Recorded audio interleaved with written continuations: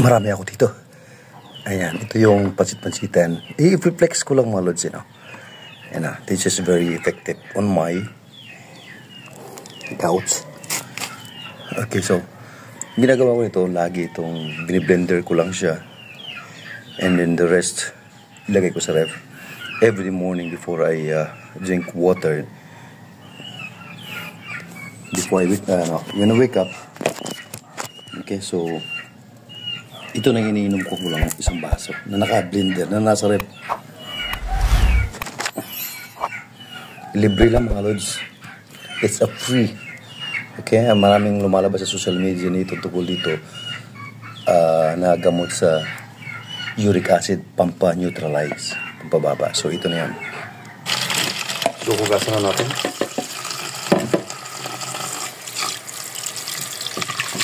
Hugasan na natin yung mayas.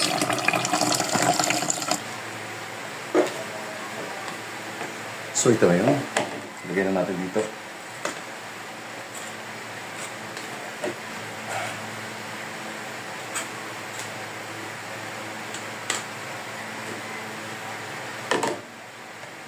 Konti.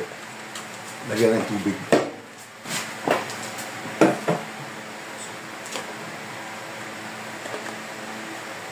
Mga dol, meron kasi ibang nag-flex na hindi nila parang nakikikopya lang sila sa social media. But this one, I personally, made it.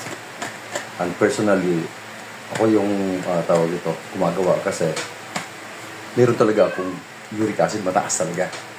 At hindi nyo pa na-experience yung experience ko kasi ang tao magkakaiba ng sakit.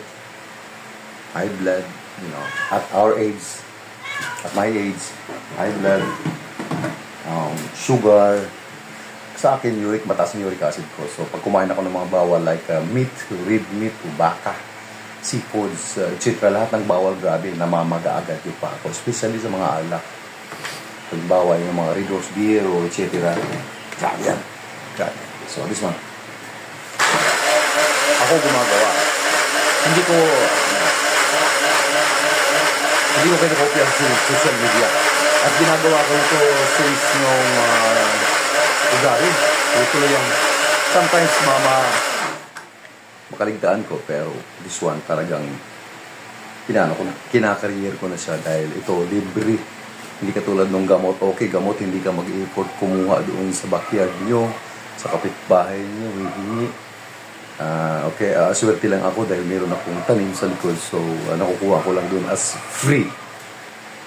Yung iba kasi, gamot, sige gamot, but then yung kidney mo matatamaan, mga gamot. So every time like you drink medicines from, given from the doctor, prescribed by your doctor, I don't know, kasi ako ganun din. So dinaanin ko lahat yan. So but then nakikita ko ng solution na ito, kumain na ako ng baka.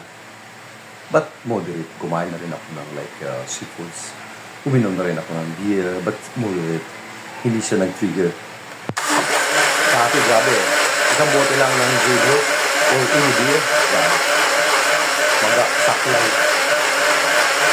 So meron akong ipapakita sa inyo na yung result ng aking tawag ito sa laboratory.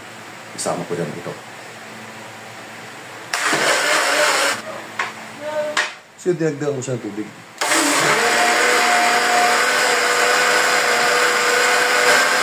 Usually kasi iba nilalaga, pinapakita doon sa social media, nilalaga nila, iniinom. But then, I don't know kung this guy are really having, a gout or mataas yung uric acid. But for me, 100% talagang proven.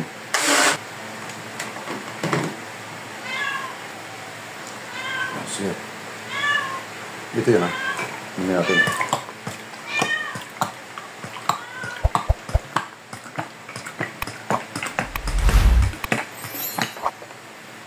Ito yung ginagamit kong baso, hindi sir, mga 150, 120 ml lang itong capacity. So ito yun.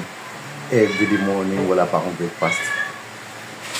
Sometimes pagising ko, inom lang ako ng tubig. And after that, ito na.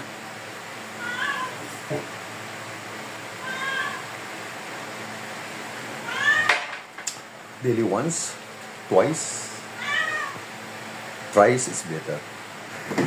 So yun, the rest lagay lang natin sa ref. para hindi siya mapanis. Lagyan mo na siya dyan.